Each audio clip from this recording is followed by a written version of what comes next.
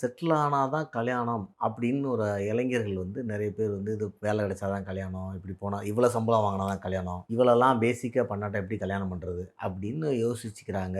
அதனால இந்த நம்ம மினிமம் ஏஜ் கல்யாணத்துக்கு வந்து நம்ம மினிமம் ஏஜ் ஃபிக்ஸ் பண்ணோம். இது கீழே கல்யாணம் பண்ணக்கூடாது. எதுக்காக? எல்லா கல்யாணம் அந்த ஏஜில் நடந்துட்டு இருந்துச்சு. 18 வயசு கீழே. 18 வயசுக்கு மேலே ஆக்கணும்னு நம்ம முயற்சி பண்ணிட்டு இருந்தபோது இப்போ மேக்ஸிமம் ஏஜ் ஃபிக்ஸ் பண்ண வேண்டிய ஒரு கட்டாயத்துக்கு வந்துட்டோம். அதாவது 25 வயசுல கல்யாணம் பண்ணு, 26ல பண்ணு, 30க்குள்ள பண்ணு. இப்போ பார்த்தீங்கன்னா 28, 29, 30 அந்த அதிகமான விஷயம் போயிட்டு இருக்கு. இது வந்து நம்ம பலவிதமா அந்த மன வாழ்க்கையை பாதிக்குங்கிறத நான் அத பதிவு பண்ணியிருந்தேன். பலவிதம் மன வாழ்க்கைனா ஒரு ஆண், பெண் 2 பேரும் அந்த ஏஜ்ல இணையும்போது தான், பேசும்பொழுது தான் அவங்களுக்குள்ள ஒரு புரிதல் நல்லாயிருக்கும். ஒரு எமோஷன் நெறைய பில்ட் ஆகும். அதான் 40 வருஷ வாழ்க்கைய எடுத்துட்டு ஒரு எனர்ஜெட்டிக்கா இருக்கிற பீரியட் தானே அது. ரொமான்ஸ்ங்கிறத நீங்க அந்த ஏஜ்ல தானங்க பண்ண முடியும். 35 வயசுல என்ன ரொமான்ஸ் பண்ணுவீங்க? அந்த மாதிரியான ஒரு அந்த ஏஜ்ல பில்ட் பண்ற எமோஷன் தான் ஒரு பாசிபிலிட்டி 60 வயசு வரைக்கும் 60 வருஷம் கூட எடுத்துட்டு போகக்கூடிய ஒரு சப்போர்ட் இருக்கிற விஷயம். 2வது அந்த நேரத்துல பிறக்கிற குழந்தைகள் மருத்துவ ரீதியாக ரொம்ப ஹெல்தி. எப்பயுமே குழந்தைங்க ஏர்லியா பிறந்துடணும். ஏன்னா பெண்களுக்கும் குழந்தை பிறக்கிற வாய்ப்பு குறைஞ்சிட்டே போகுது. ஃபெக்குண்டிட்டின்னு சொல்லுவோம். இதெல்லாம் வச்சு நம்ம அந்த இது போட்டிருந்தோம்.